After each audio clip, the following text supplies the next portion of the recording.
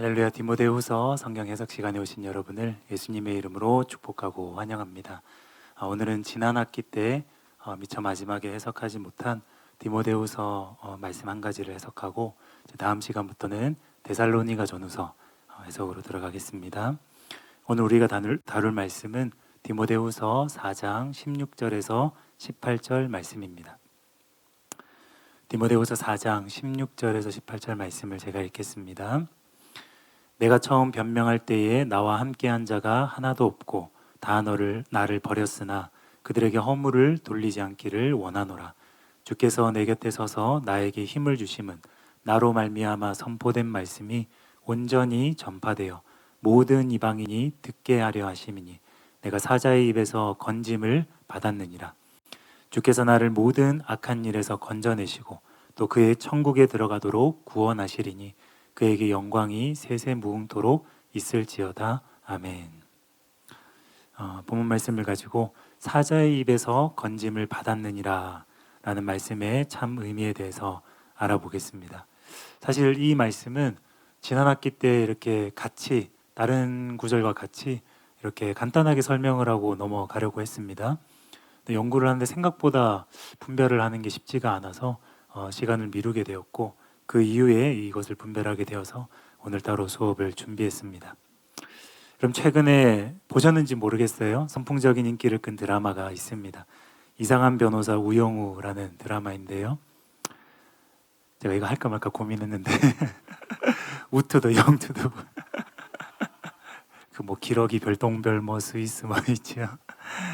저도 재밌게 봤어요. 재밌게 보다가 끝까지 보진 못했는데 어떤 면이 이렇게 통쾌했냐면 이 변호사가 결정적인 순간에 결정적인 단서를 고래의 모습과 함께 아이디어가 떠올라서 이게 정말 이 소송의 결과를 뒤집을 수 있는 그런 어떤 반박할 수 있는 결정적인 근거 그거를 제시를 해서 소송에서 자주 승리하지요. 그게 없었다면 질 게 뻔한 소송이었는데 변호사의 역량에 따라서 결과가 뒤집히는 것을 이제 보게 되지요. 이처럼 소송에서 변호사의 역량이 절대적으로 중요합니다. 또 법정에 나와서 증언을 해주는 재판의 결과에 큰 영향을 미치는 그 증인의 역할도 매우 중요합니다. 그런데 오늘 본문에서 바울은 안타깝게도 이 법정에서 그를 도와서 변호해 줄 사람도 또 증인도 아무도 없었다고 고백합니다. 16절에 이렇게 나옵니다. 내가 처음 변명할 때에 나와 함께한 자가 하나도 없고 다 나를 버렸으나 그들에게 허물을 돌리지 않기를 원하노라. 여기 한글 성경에는 변명이라고 번역이 되어 있지만 법정 용어입니다.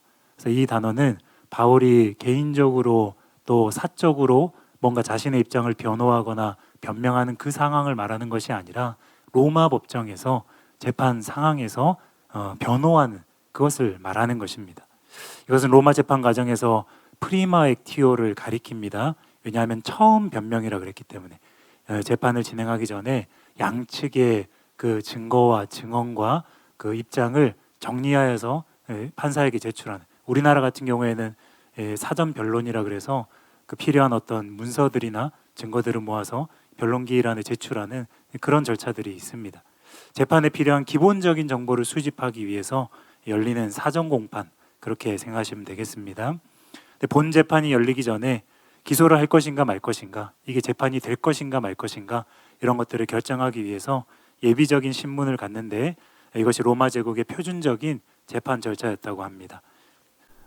그래서 이것은 바울 당시의 로마의 재판에서는 오늘날과는 달리 피고의 동료들이 함께 이때 재판정에 나와서 피고를 옹호해주고 변호해주는 것이 관례였다고 그래요. 그런데 이 사전 공판에서 어느 누구도 바울을 지원하기 위해서 증언하지 않았습니다. 상황이 있었기 때문입니다. 역사가들에 따르면 이 당시에 지금 바울이 재판받고 있는 이 당시는 뭐 견해에 따라 다릅니다. 이게 바울이 로마에 1차 구금되었을 때 사도행전 말미에 나오는 로마에서 가택연금을 당하는 그때의 상황이라고 보는 학자들도 있고, 또 아니다, 그 이후에 바울이 풀려났는데, 그러니까 그 이후에 뭐 디모데 전후서도 쓰고 또 선교행도 더 했지요. 그렇게 선교행을 하고 두 번째로 잡혀서 로마에 갇히게 됐는데 2차 구금 때를 말하는 것이다. 견해가 좀 다르긴 합니다. 근데 만약에 이것을 2차 구금으로 보게 된다면 이 당시는 로마의 대화제 사건, 여러분 들어보셨죠? 그 대화제 사건으로 인해서 네로 황제가 이 민심을 달래기 위해서 그리스도인들에게 그 책임을 전가하는 그런 정책을 펼칠 때였어요. 그래서 그리스도인이라는 이유 하나만으로 잡혀 들어가게 되었고, 로마 시민이 아니면 원형 경기장의 사자의 먹이로 던져지고 화형당하고, 그래서 로마 길거리의 밤에 그리스도인들이 불 대신에 가로등 대신에 그리스도인들이 화형당하여서 매달려 있는 것을 그때 가로등 삼아서 키웠다고 할 정도로, 그 정도로 박해가 심각하고 너무나 극심한 그런 때였습니다. 그래서 이 당시 그리스도인들 온갖 죄목을 쓰고 재판관들 앞에서 유죄 선고를 받던 그런 상황이었다는 거예요. 그리고 실제로 전승에 따르면 바울은 이 로마 원로원의 결의에 따라서 황제 신에게 반역했다는 죄목으로 유죄 선고를 받았다고 합니다. 최종적으로 이걸로 유죄 선고를 받은 것이라면 당연히 기소도 이걸로 기소가 됐을 가능성이 높겠지요. 흔히 당시의 그리스도인들은 황제가 아니라 다른 신을 모신다, 그렇게 그 죄목으로 기소가 많이 되었어요. 바울도 마찬가지였다는 거예요. 그럼 생각을 해보세요. 오늘날의 현대 민주주의 국가가 아닙니다. 물론 로마의 재판 절차는 타국에 비해서는 굉장히 민주적인 요소들이 많이 있어요. 그러함에도 불구하고 고대 사회에서 로마 황제를 우두머리로 하는, 황제를 마치 신으로 모시는 그런 사상이 팽배해 있는 곳에서 반역죄로 고소되었다. 여러분, 삼족을 멸한다, 우리나라도 그랬죠, 그렇죠? 그 정도로 이 반역죄는 죄가 굉장히 중한 것이기 때문에 만약에 바울이 반역죄로 고소되었는데 그를 지지하고 변호하기 위해서 재판정에 함께 나왔다가 연루가 되기라도 한다면 같이 중재에 처해지는 그런 어떤 쉽지 않은 상황이었다는 거예요. 그래서 이런 사정으로 인해서 바울은 로마 그 지하 감옥에서, 디모데후서에서도 여러 군데 나와 있습니다. 쇠사슬에 매어 있고 아무도 자기를 찾아오지 않았으나 오네시보로가 유일하게 어렵게 자기를 찾아왔다, 그런 표현들이 나오지요. 그만큼 감옥에서 매우 외롭고 고독한 시기를 보내고 있었습니다. 오늘 해석을 이해하는 데 조금 도움이 되기 때문에 이 당시 바울의 처지, 이것을 설명해주는 그 배경에 대해서 소개를 하기 원합니다. 존 스토트가 이렇게 잘 설명을 했습니다. 그는 자신이 주를 위하여 갇힌 자라고 말하고 있는데, 이는 그의 2차 로마 투옥을 말한다. 존 스토트는 2차로 보는 거예요. 이제 그는 누가가 사도행전 마지막 부분에서 말한 것처럼 자기 셋집에서 비교적 자유롭고 편안한 생활을 누리고 있지 않다. 그는 예상대로 같은 연금 상태에서 풀려났던 듯하다. 이전의 투옥에서 석방된 후에 바울은 다시 설교 사역을 위한 여행을 했다. 그는 그레데를 방문하여 거기 디도를 남겨두고 왔으며 다음에는 에베소를 방문하여 디모데를 남겨두고 왔다. 하지만 우리가 아는 것은 그가 다시 체포되었고 다시 투옥되었으며 이번에는 큰 역경을 견뎌야만 했고 빠져나갈 길은 없었다는 것이다. 네로의 박해가 한창 진행 중이었기 때문이다. 그는 천장에서, 조금 제가 생략하고 뒷부분을 읽겠습니다. 그는 천장에서 빛과 공기가 들어오는 구멍이 나 있는 음침한 지하 감옥에 투옥되었다. 전승이 말하고 있는 대로 그것은 아마 마메르틴의 감옥이었을 것이다. 그는 분명 사슬에 매여 있었을 것이다. 그는 또한 감옥 생활의 외로움과 지루함과 추위로 격심한 고통을 당하고 있었다. 예비 신문은 끝났다. 이제 그는 정식 재판을 기다리고 있다. 하지만 무죄 석방되리라는 기대는 하지 않고 있다. 죽음은 불가피한 듯이 보였다.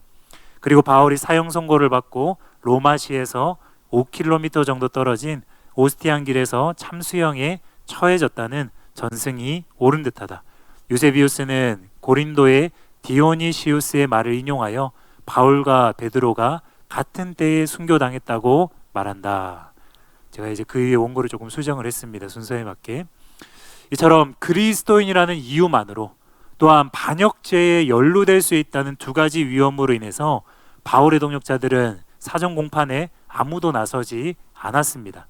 그러나 그러함에도 불구하고 바울은 그들을 원망하지 않았습니다. 그 이유에 대해서는 이제 결론에서 말씀을 드리고요. 그런데 오늘 본문에 보면 아까도 잠깐 말씀드렸지만 그 뜻이 모호한 표현이 있습니다. 그 첫 번째는 16절에 나오는 내가 처음 변명할 때에, 이 변명할 때라는 처음 변명이 언제를 가리키냐 이것이고요. 그 다음으로는 17절 마지막에 보면 내가 사자의 입에서 건짐을 받았느니라. 이 본문에서 먼저 16절에 처음 변명할 때, 이것이 과연 언제 이루어진 사전 공판인가? 사전 공판인 건 맞는데 이것이 바울의 로마 1차 구금 때 벌어진 사전 공판을 말하는 것인가? 아니면 2차 구금 때 이루어진 사전 공판을 말하는 것인가? 이걸 결정을 해야 된다는 것입니다. 다음으로 이와 관련하여서 내가 사자의 입에서 건짐을 받았느니라. 만약에 이게 1차 구금 때의 일이라고 생각을 한다면 그것은 네로 왕제를 사자로 본 해석과 연결이 되는 거예요. 그리고 만약에 이것을 2차 구금 때의 사전 공판으로 보게 된다면 이거는 뭐 특정한 어떤 인물과 관련된 해석이 아니라 단지 이것은 죽음의 위협, 임박하고 급박하게 찾아온 죽음의 위협에서 벗어난 것을 그냥 이렇게 일반적으로 말하고 있는 그것으로 이해할 수 있습니다. 이 해석을 놓고 학자들의 견해가 나뉘어지고 있어서 오늘은 이 구절 함께 해석해 보도록 하겠습니다. 먼저 첫 번째로 문자적으로 이해하는 견해입니다. 문자적으로 바울이 사자의 입에서 건짐을 받았다고 보는 해석. 이 첫 번째 견해는 구절을 문자 그대로 이해하는 거예요. 사자가 어떤 상징적인 의미를 가지고 있는 게 아니라, 비유가 아니라 문자 그대로 사자를 의미한다, 그렇게 해석을 하는 것입니다. 실제로 당시 로마 제국에서는 원형 경기장에서 이 죄인에게 사자와 결투하라는 형벌을 내리곤 했습니다. 그래서 구경거리로 삼곤 했다는 거죠. 그래서 이 구절에서 말하는 것은 바울도 이 원형 경기장에 던져졌다, 사자와 결투하게 되었다. 그런데 그 결투에서 하나님의 도우심으로 살아남게 되었다, 이거를 말하고 있다는 해석입니다. 그런데 여러분, 이것은 가능성이 없는 해석이지요. 왜냐하면 바울이 로마 시민이기 때문입니다.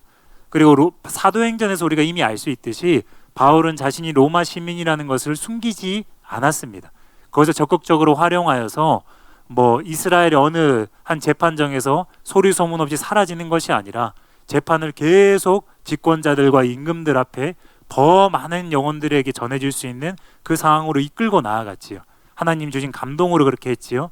그래서 로마 가이사에게 상소를 하였기 때문에 가이사의 재판정까지 가게 되었다는 것입니다.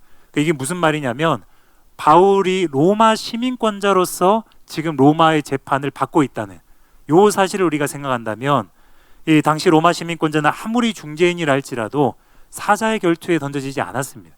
원형 경기장에서 극형에 처해지는 그 형벌을 받지 않았다는 거예요. 그러므로 이 해석은 당시 상황으로는, 또 로마 제국의 제도로는 있을 수가 없는 해석입니다. 그리고 실제로 전승을 보면 바울은 로마 시민들이 의뢰 그 형벌을 받았듯이 사형 선고를 받았는데 참수형을 당했다는 그런 전승이 전해지고 있습니다. 여러분, 로마에 이제 여행 가보시면 바울이 이제 참수형을 당한 그런 장소도 있고, 또 이제 바울의 그 죽음과 관련해서 유적지들이 이렇게 있습니다. 그런데 우리가 이런 전승들을 100% 믿을 수는 없지만 참고할 만하고요. 그 무엇보다 바울이 로마 시민권자였다, 그렇기 때문에 이 해석은 타당하지 않다, 이렇게 볼 수 있습니다. 두 번째로, 사자는 네로 황제를 상징하며 그가 주관하는 재판에서 구출된 것을 은유적으로 표현했다는 견해입니다. 이 두 번째 견해는 사자를 문자적인 의미가 아니라 상징적인 의미로 보는 것입니다. 그래서 이것이 사탄을 가리킨다. 성경이 실제로 다음 구절을 보면 성경의 마귀가 사자로 나옵니다. 베드로전서 5장 8절입니다. 근신하라 깨어라, 너희 대적 마귀가 우는 사자같이 두루다니며 삼킬 자를 찾나니. 이처럼 성경의 마귀는 뭐 용으로 상징되기도 하지만 사자로도 분명히 이렇게 상징이 되는데, 적그리스도의 현신이라고 할 수 있는 네로 왕제가 바로 그러니까 사자라는 것입니다. 당대의 마귀는 적그리스도는 네로 왕제이니까 그가 바로 사자로 표현됐다는 거예요. 그럼 이에 따라서 사자의 입은 뭡니까? 네로 왕제의 명령에 따라서 재판을 담당하는 로마의 재판관을 의미할 수 있겠지요. 그러므로 이 구절의 뜻은 로마 법정, 그것도 황제 앞에서 열린 법정에서 바울이 사형 선고받는 것이 아니라 구원받았음을 의미한다고 보는 견해입니다.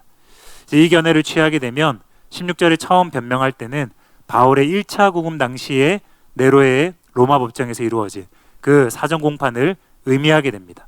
옥스퍼드 주석이 이 견해를 취하고 또 NIV 적용 주석의 월터 리펠드가 이 견해를 취합니다. 왜냐하면 이렇게 이해하게 되면 몇 가지 장점이 있기 때문이에요.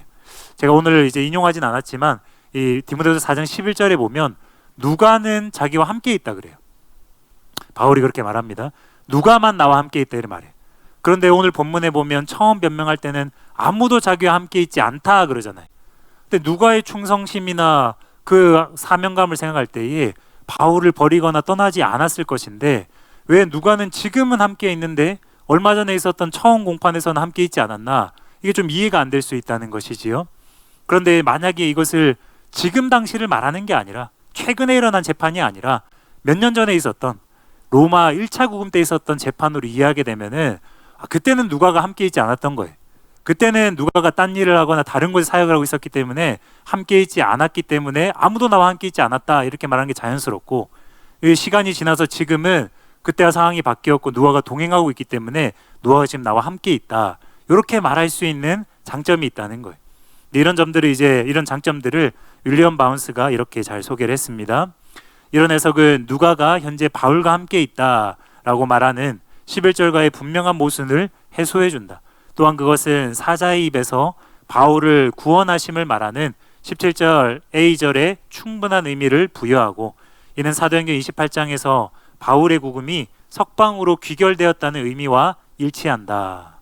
그렇지요. 사자의 입에서 구원을 받았다 이래버리면 우리가 알듯이 사도행전 28장에서 바울은 로마에서 잡히고 거기서 사형 집행을 당하는 게 아니잖아요. 풀려나잖아요. 풀려난 것과도 이게 해석이 맞는 것 같은 거예요. 그러니까 사자의 입에서 구원을 받았다, 건짐을 받았다 이렇게 말하는 게 사도행전과도 잘 어울리게 된다는 것입니다.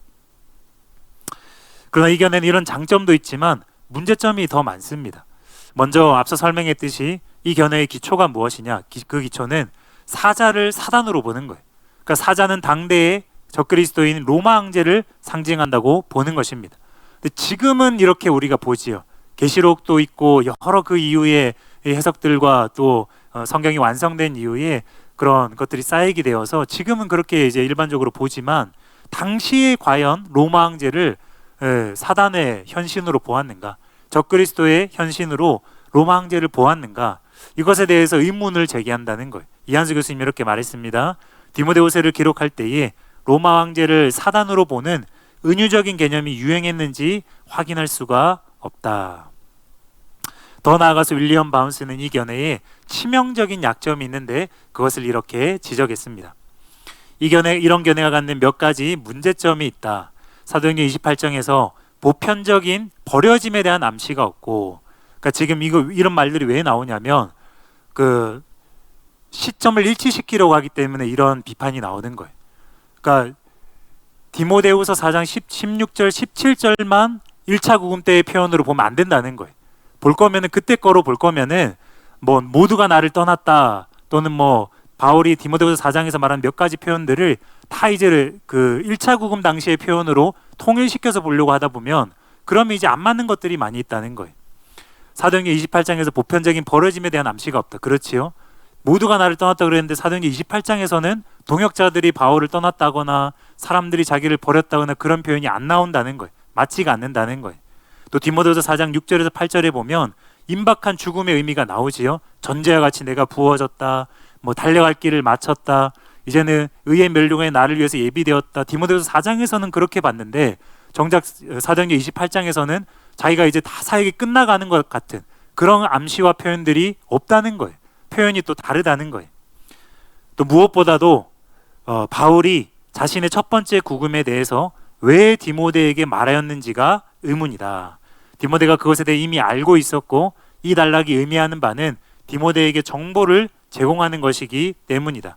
가장 중요한 것은 바울이 지난 과거의 사건을 왜 묵상하고 있었는지 알기가 어렵다는 것이다. 16에서 17절은 14에서 15절, 18절과 동일한 시간 구조 속에서 나타나고 과거의 사건에 대한 묵상이 바울과 디모데의 현재 상황에 어떻게 적용되는지를 알 수가 없다. 옳은 지적입니다. 분명히 바울은 이 디모데가 모르는 어떤 사정을 지금 설명하고 있어요. 떨어져 있으니까요.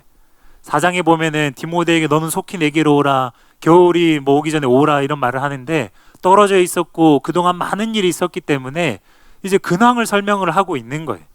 그리고 14절, 15절, 18절 다 그런 근황들입니다. 그런데 왜 16에서 17절만 디모데가 그것도 이미 다 알고 있는 과거의 사건을 굳이 여기서 말하고 있느냐? 이게 문맥과 맞지 않다는 거죠. 14에서 15절에서는 구리 세공업자 알렉산더의 악행을 밝힙니다. 그를 피하라고 경고합니다. 왜냐하면 그의 악행이 이 디모데와 함께 있을 때는 그 정도까지는 안 드러났을 수 있는데 헤어지고 나서 그가 심히 대적한 이런 모습들이 나타났기 때문에 이제는 그를 피해야 될 정도가 됐기 때문에 경고하는 거 피하라고.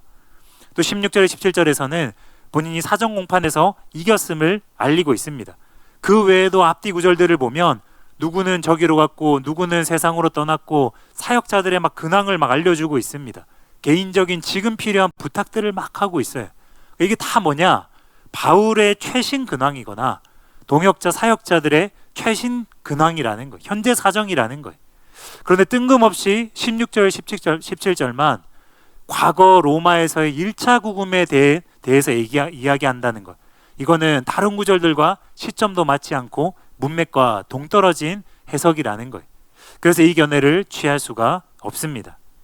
세 번째로 2차 구금 때의 사전 변론에서 죽음의 위협을 넘겼다는 견해. 이 견해는 이 처음 변명할 때를 바울의 로마 2차 투옥 했을 때의 첫 번째 신문, 사전 변론 신문으로 보는 것입니다. 예를 들어서 이한수 교수님이 이렇게 설명했습니다. 바울은 디모데에게 로마 감옥에 있었던 그 첫 번째 변론에 대해서 말한다. 그는 첫 번째 로마 감옥에서 풀려난 뒤에 한동안 디모데와 함께 사역했다. 따라서 처음 변명할 때란 말은 두 번째 로마 투옥과 관련된 첫 신문을 지칭할 것이다. 이게 간단하게 설명했지만 사실 이게 결정적인 거예요. 로마 1차 구금에서 풀려나고 난 이후에 디모데와 같이 사역을 했어요. 그리고 나서 디모데는 이제 에베소로 보내고 디도는 그레데로 보내고 뭐 여러 사역들을 그 이후에 더 하고 나서 그리고 이제 어느 선교 여행의 어떤 시점에서 바울이 다시 잡힌 거예요.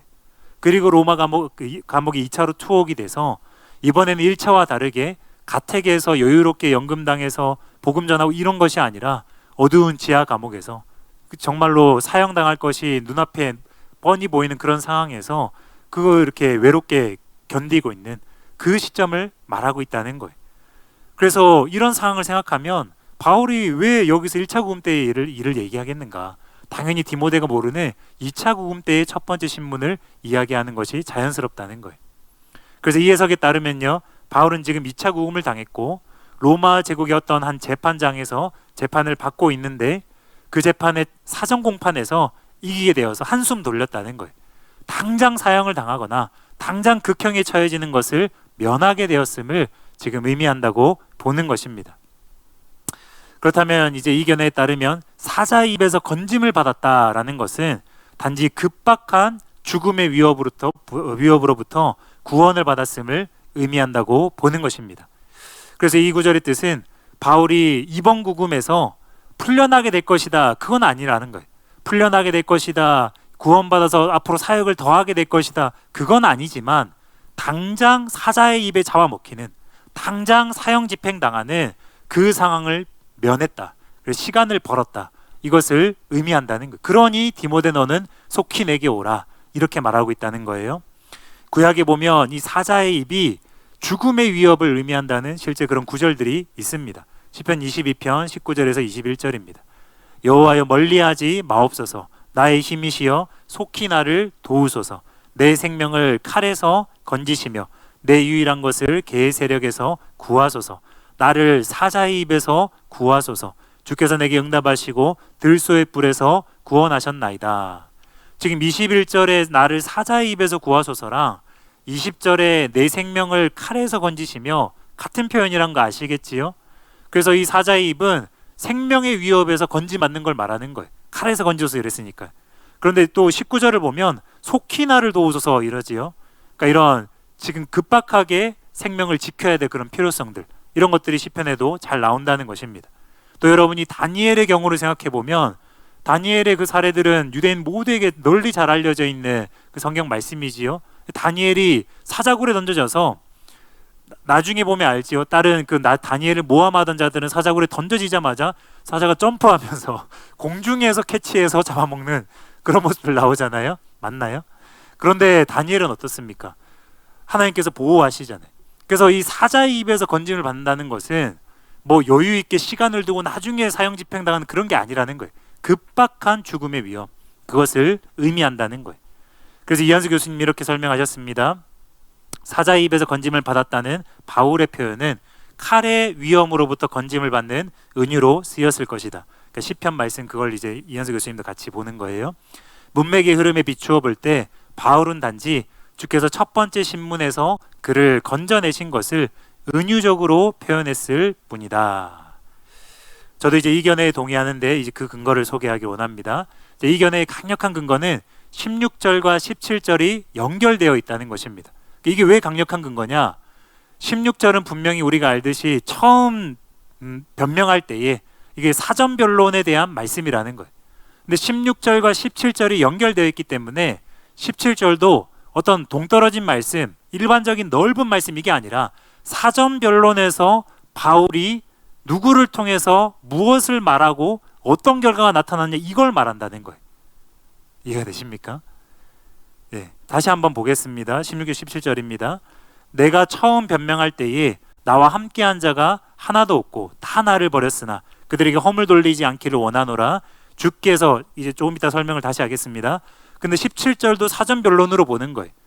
그래서 주께서 내 곁에 서서 나에게 힘을 주심은 언제 이랬다고요? 사전 변론 때. 다른 사람들은 변호해주지 않고 지지해주고 증언해주지 않았지만 주께서는 대조적으로 나와 함께 계셨다. 주께서는 내게 힘을 주셨다. 예수님 말씀처럼 성령께서 그 안에 속에서 하시는 말씀을 주시고 지혜를 주셔서 그렇게 도우셨다. 근데 뭘 말했는가? 사전 변론 때 그게 그 다음에 나오는 거예요. 나로 말미암아 선포된 말씀이 온전히 전파되어 모든 이방인이 듣게 하려 하심이니. 사전 변론 때 바울이 말한 게 이거라는 거예요. 이해가 되십니까? 근데 16절 17절 연결되어 있다는 걸 모르게 되면 갑자기 이 말씀이 왜 나오는지 막연하게 이해하게 된다는 거예요. 바울이 지금 재판에 빠져 있고 뭔가 그런 과정들을 밟고 있지만 바울 전체 사역을 통해서 전체 그 재판의 모든 1차 구금이나 2차 구금이나 사역의 모든 과정을 통해서 결국 바울은 말씀을 선포했고 이방인이 그 말씀을 듣게 하기 위해서 모든 사역들을 했으니까 뭐 그런 일반적인 말씀하는 것인가? 그게 아니라 사전 변론에서 지금 그 변호할 기회를 받았을 때 바울은 지금 복음을 전했다, 이 말을 하고 있는 거예요. 주님 주신 그 말씀을 전했다, 이 말을 하고 있는 것입니다. 그런데 그 결과 사형 집행을 당하거나 상황이 불리해진 것이 아니라 마지막에 내가 사자의 입에서 건짐을 받았느니라. 사전재판에서 이겼다, 이것을 말하고 있다는 거예요. 이해가 되시겠죠? 그래서 이 문맥은 사전 공판 상황입니다. 16절과 17절이 연결되어 있기 때문에 사자의 입에서 건짐을 받았다라는 표현도 사전 공판과 관련된 표현으로 이해해야 마땅하다는 거예요. 방금 읽은 것처럼 16절과 17절은 대조되면서 연결되어 있어요. 대조되면서도 이것이 연결되어 있다는 걸 잘 캐치를 하셔야 됩니다. 예를 들어서 의도적으로 대조되면 연결되어 있는데 현대성서주석은 이렇게 설명을 했습니다. 여기에 나오는 대입법을 주목하라. 아무도 내 곁에 서 있지 않았다. 주께서 내 곁에 서 있었다. 아무도 나를 방문하지 않았다. 주께서 나를 돌보셨다. 아무도 나를 격려하지 않았다. 주께서 내게 힘을 주셨다. 또 윌리엄 바운스도 이렇게 설명합니다. 하지만이라는 뜻이죠. 대는 인간의 버림과 하나님의 신실하심을 대조시킨다. 그래서 뭐 우리가 왜냐하면이나 그러나 뭐 이런 접속사나 아무튼 그렇게 접속사를 유의해서 보는 이유가 이게 이제 상황을 연결시켜 준다는 거예요. 같은 상황, 같은 시점, 같은 내용이 연결되고 있다는 걸 알게 해주기 때문에 이런 부분들을 여러분 캐치하는 게 굉장히 중요합니다. 해석할 때. 그래서 17절은 16절과 떨어져서 해석하면 안 된다는 거예요. 16, 17절은 모두 사전 변론에 대한 묘사로 보는 것이 맞습니다. 그래서 이 관점에서 보면 17절의 의미를 이렇게 해석할 수 있다는 거예요. 사전 변론 때에 사람들은 모두 나를 떠났지만 주께서 내 곁에 서서 나에게 힘을 주셨다. 왜냐하면 법정에서 나로 말미암아 말씀이 선포되어 온전히 전파되며 모든 이방인들이 듣게 하기 위함이었다. 그렇게 했음에도 불구하고 나는 사전 변론에서 사형 선고를 받지 않았고 아직 살아있다. 좀 더 여러분 선명하게 이해가 되시죠? 그래서 16절, 17절이 연결되어 있다는 걸 여러분 캐치를 해야 이렇게 이제 선명하게 이해를 할 수 있는 것입니다. 그런데 이에 대해서 사자의 입에서 건짐을 받았다라고 하니까 이것은 1차 변론에서 바울이 일단 죽음의 위협에서 벗어났구나, 그걸 의미한다고 볼 수 있는 거예요. 그런데 그렇게 본다 하더라도 여전히 이게 1차 구금에서의 사전 변론인가 2차 구금에서의 사전 변론인가, 이건 여전히 우리가 해결을 해야 된다는 거예요. 다음으로 더 강력한 증거는요, 이 본문이 포함된 문맥입니다. 문맥을 좀 더 넓게 보면요, 바울이 지금 무엇을 하고 있는가? 바울은 지금 디모데를 부르고 있습니다. 디모데후서 4장 9절 21절입니다. 너는 어서 속히 내게로 오라. 너는 겨울 전에 어서 오라. 왜 그렇습니까? 바울이 6절에서 8절에 말한 것처럼 자신의 사역이 이제 끝나가고 있고 이제 천국에 갈 시간이 머지 않았음을 직감하고 있기 때문입니다. 그래서 자신의 영적인 아들인 디모데를 불러서 대면하길 원했던 거예요. 이런 맥락 속에서 바울은 디모데가 참고할 수 있도록 그와 헤어진 이후에 있었던 일들을 간단하게 설명하고 있는 거예요. 디모데후서가 굉장히 짧은 서신이잖아요. 그런데 여러분, 굳이 알고 있는 1차 구금 때의 상황을 적을 그 공간이 어디 있습니까? 지금 그가 모르고 있는, 그렇지만 알아야 되는, 왜 알아야 됩니까? 바울이 지금 일단 사자의 입에서 건짐은 받았지만 보니까 전제와 같이 자기가 부어졌다고 말하고, 그리고 이제는 천국에 갈 날이 머지않았다고 말하고 있는 것을 볼 때에 디모데가 이런 상황들을 알고 있으면 서둘러서 준비할 것들을 준비하고 채비를 갖추어서 이제 출발을 하지 않겠습니까? 그래서 이런 것들을 설명을 하는 거예요. 간단히 말해서 디모데후서 4장 10절부터 20절까지의 이 설명들은 모두 다 디모데가 모르는 내용이에요. 디모데가 모르는 그동안의 바울과 동역자들, 또 대적자들의 최신 그 근황을 설명하고 있는 거예요.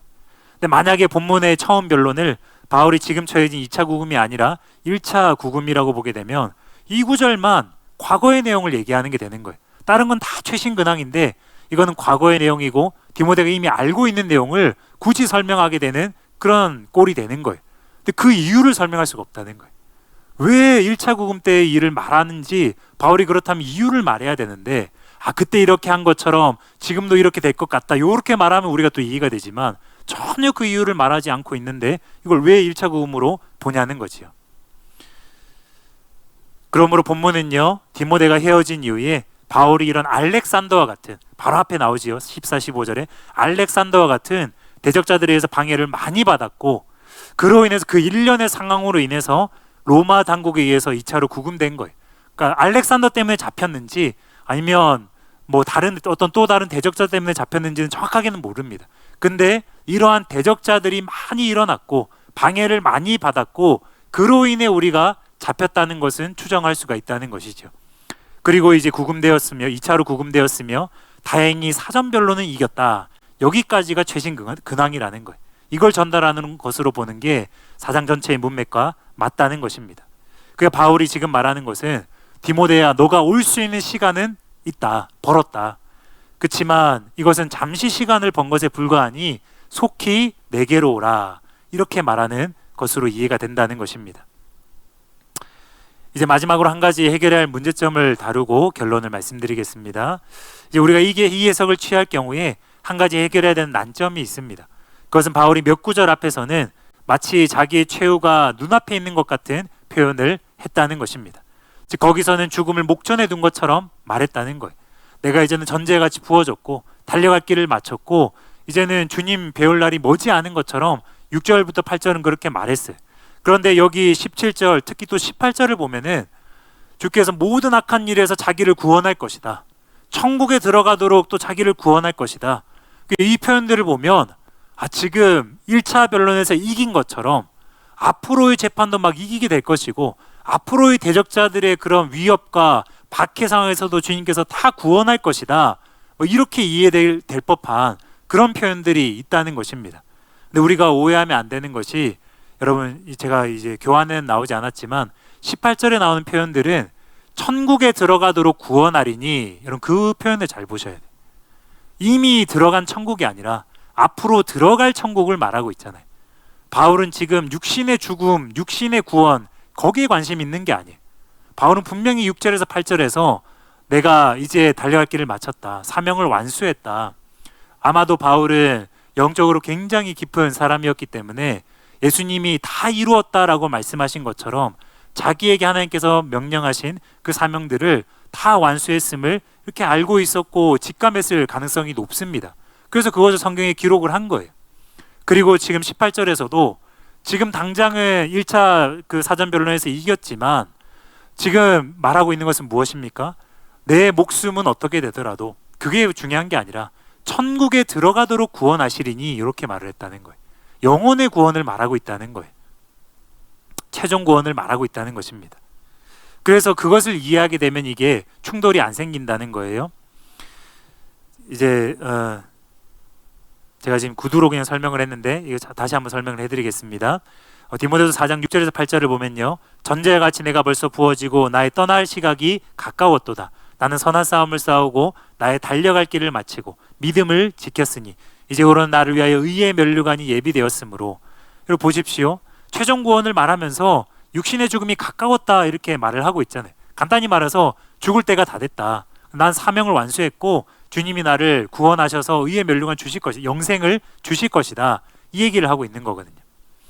근데 여러분, 근데 이게 문제가 되지 않습니다. 왜냐하면 바울은 지금 17절 18절에서 장기적이거나 영구적인 구원, 그것도 육신의 구원을 말하는 게 아니라 17절에서는 일시적인 구원을 말하고 있기 때문이에요. 여전히 자기가 곧 죽을 것임을 예감하면서도 디모데가 오기 전까지는 시간이 있다, 그걸 말하고 있을 수 있다는 거예요. 그래서 그 증거로 18절에서 육신의 구원을 말하는 게 아니라 천국에 들어가도록 구원하리니 그렇게 말을 하고 있다는 것입니다. 윌리엄 바운스가 이렇게 잘 설명을 했습니다. 바울이 사전 심리에서 자신의 변론을 했고 곧바로 죽음에 처해지지 않고 잠정적인 시간을 벌 수 있었기에 디모데가 로마로 올 수 있는 충분한 시간이 있게 되었다는 것이다. 바울이 로마 법정에서 복음을 전파하고 다소 긍정적인 청문회를 가진 것은 승리에 해당한다. 바울이 사자의 입에서 구조를 받은 것은 바로 이 사건이다.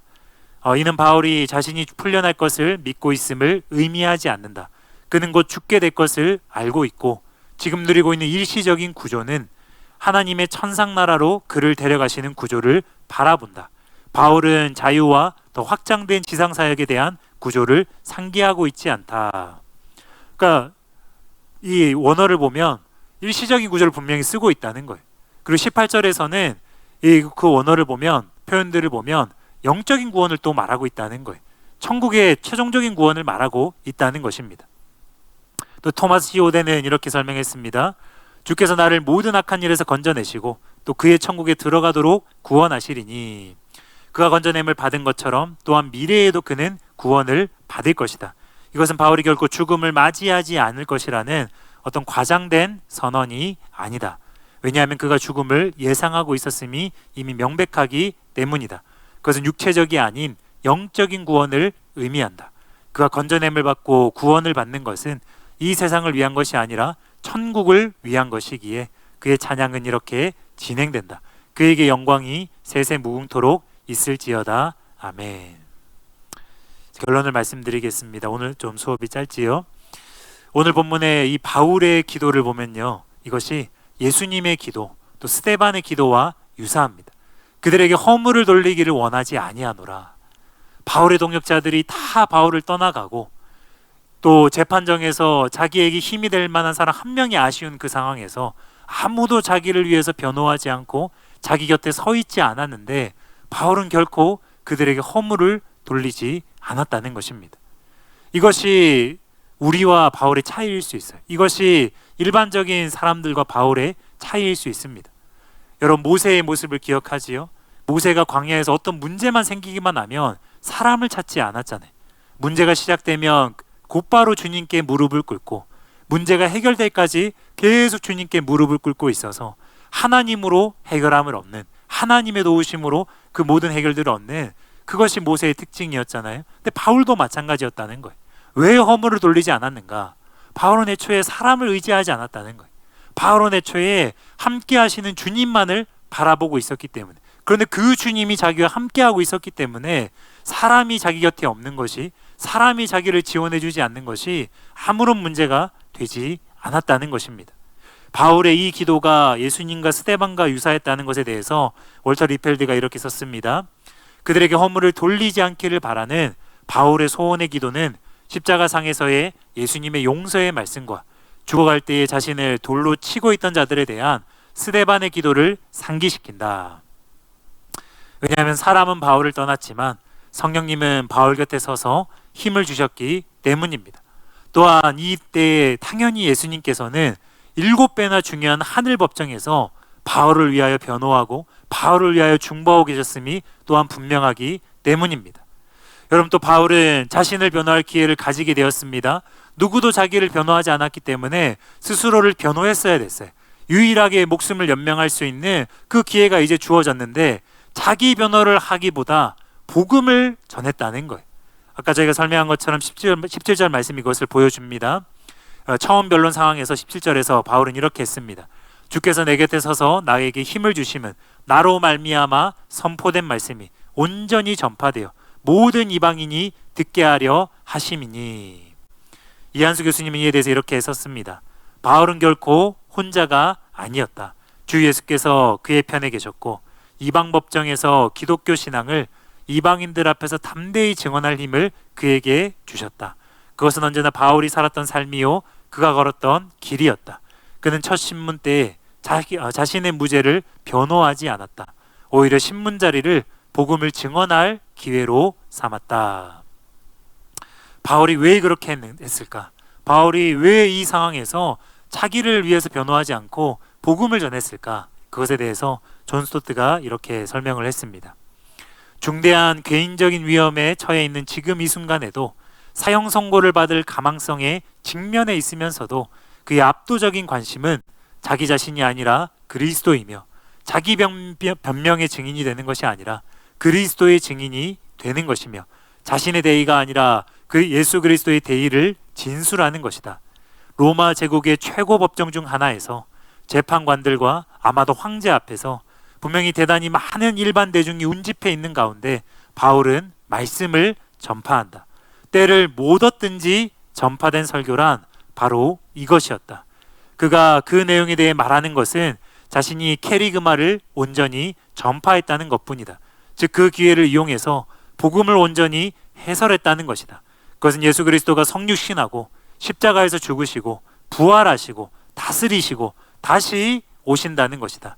오직 이 때문에 그는 자신이 달려갈 길을 마치고라고 주장할 수 있었다. 그렇지요, 여러분. 반역죄로 지금 기소를 받았는데 자신이 믿는, 자신이 모시는 예수 그리스도가 어떠한 왕이신지 설명을 해야 되잖아요. 그러니까 합당하게 예수님에 대해서 증거하고 복음에 대해서 증거할 수 있었다는 것입니다. 여러분, 우리는 바울의 이 숭고한 정신을 본받아야 할 줄로 믿습니다. 인생의 마지막 모습이 가장 중요한 것인데 바울은 갈수록 주님을 닮았다는 거예요. 끝까지 충성할 뿐만 아니라 그 마지막 순간에도 자신을 떠난 동역자들을 용서하고 허물을 돌리지 않는 그 기도마저도 주님을 닮았다는 거예요. 예수님이 배반한 제자들을 탓하지 않은 것처럼 자신을 버린 동역자들을 원망하지 않았어요. 또 뒤에 보면은 9절 중에 누구가 너희에게 함께 문안하노라. 함께 없는데, 자기를 떠났는데 너희에게 함께 문안하노라. 그 문안 인사에 그 이름들을 또 올려준다는 거예요. 정말로 그 마음에 외면하거나 무시하거나 이제는 두 번 다시 보지 않겠다거나 그런 마음이 없는 거예요. 온전히 그 마음이 그들을 향한 사랑으로 가득 차 있었고, 그래서 여전히 형제처럼 동역자로 대우하면서 문안 인사에 그들의 이름을 포함시킨다는 거예요. 여러분, 그는 목숨이 위태로운 순간에 또한 자기를 변호하기보다 그 기회마저 복음을 전했습니다. 그리고 실제로 사형을 당했다는 거예요. 여러분, 바울이 이렇게 끝까지 충성했더니 그 사정 공판에서 어떤 일이 일어났습니까? 디모데후서 4장 17절입니다. 주께서 내 곁에 서서 나에게 힘을 주심은 내가 사자의 입에서 건짐을 받았느니라. 여러분, 삼손이 마지막에 회개한 것이지요. 회개하고 주님께 마지막으로 그 힘을 구했을 때에 이스라엘을 구원하기 위해서 생전에 죽인 모든 사람보다 더 많은 블레셋 방백을 죽이고 그가 장렬하게 전사했지요. 자살이 아니지요. 근데 주님이 힘을 주셨지요. 그것처럼 하나님께서 그 인생의 마지막 시기에 바울에게 힘을 주셨습니다. 그 입술에 기름 부으시고 그 입술에 말씀을 주셔서 가장 강력한, 가장 놀라운 그 복음을 그 재판정에서 전파할 수 있게 하셨다는 거예요. 사람은 바울을 떠났지만 성령께서는 그와 함께 하셨습니다. 예수님의 다음 말씀처럼 성령께서는 진실로 바울 속에서 할 말을 주시고 결국 사자의 입에서 건져내셨다는 거예요. 마태복음 10장 16절에서 20절입니다. 보라, 내가 너희를 보냄이 양을 이리 가운데로 보낸 것 같도다. 그러므로 너희는 뱀같이 지혜롭고 비둘기같이 순결하라. 사람들을 삼가라. 그들이 너희를 공회에 넘겨주겠고 그들의 회당에서 채찍질하리라. 또 너희가 나로 말미암아 총독들과 임금들 앞에 끌려가리니 이는 그들과 이방인들에게 증거가 되게 하려 하심이라.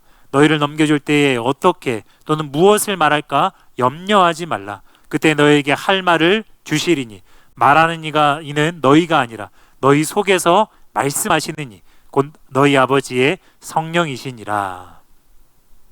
이처럼 최고의 모사이신 지혜자이신 성령께서 바울에게 할 말을 주셨습니다. 바울은 다른 동역자의 변호가 필요 없었습니다.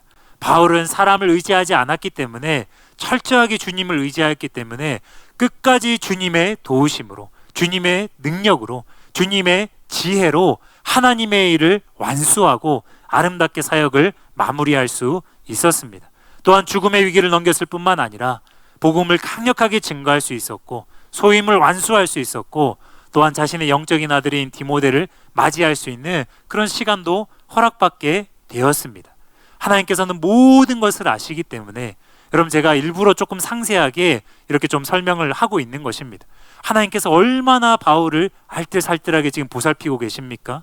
할 말을 주시고 또 사전변론에서 이기게 하셔서 바울의 소원이잖아요. 얼마나 그 영적인 아들을 보길 원했고 또 그 마지막 하고 싶은 말들을 하길 원했고 그 시간들을 마무리하길 원했겠습니까?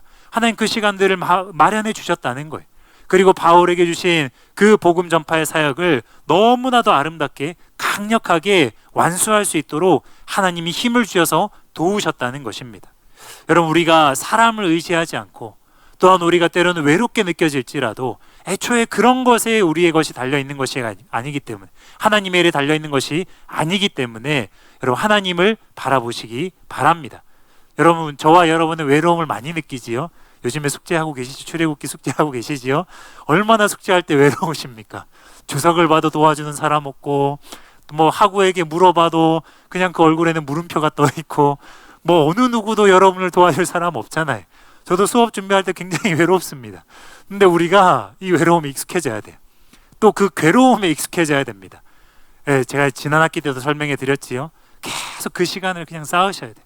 계속 답답하지만 또 힘들지만 어떻게 이걸 해석할 수 있을까 또 좌절이 되기도 하지만 그때마다 그냥 그 마음으로 주님께 그게 최고의 기도입니다. 그 마음으로 주님께 나아가서 하나님, 제가 본문도 살펴봤고 주석도 살펴봤고 국리도 해보고 계속 씨름해봤지만 힌트조차도 발견하지 못하고 있습니다. 실마리조차도 붙잡지를 못하고 있습니다. 그렇게 기도를 하시라는 거예요. 그렇게 짧은 순간이라도 간절하게 기도 드리시고 성령님 눈을 열어주시고 도와달라고, 발견하게 해달라고, 줄기를 찾게 해주시고 방향을 잡게 해주시고 실마리를 발견하게 해달라고 그렇게 기도를 하시기 바랍니다. 그 담금질 한 3번 정도 하시고 나면 하나씩 발견되기 시작합니다. 근데 그 과정이 굉장히 보배로운 시간인 거예요. 그 과정을 계속 겪을수록 여러분의 눈이 밝아지고 하나님을 겸손하게 의지하는 그 겸손이 깊어지고 또 진리의 영이신 성령님께서 주석을 의지하지 않는구나, 누구의 설교나 사역을 의지하지 않는구나, 힘들수록 어려울수록 해결이 안 될수록 더 가난해진 마음으로, 더 간절한 마음으로 나의 도움을 구하고 있구나, 하나님이 그것을 보시고 여러분에게 기름 부으시고 진리의 영으로 인도하실 줄로 믿습니다.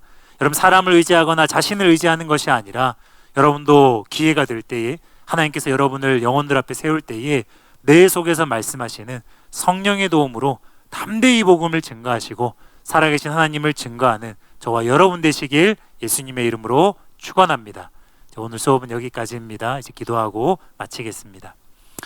은혜의 성령님 감사드립니다. 오늘도 복된 시간을 허락해 주시고 하나님 말씀을 배우고 깨달을 수 있도록 시간을 베풀어 주신 주님을 찬양합니다.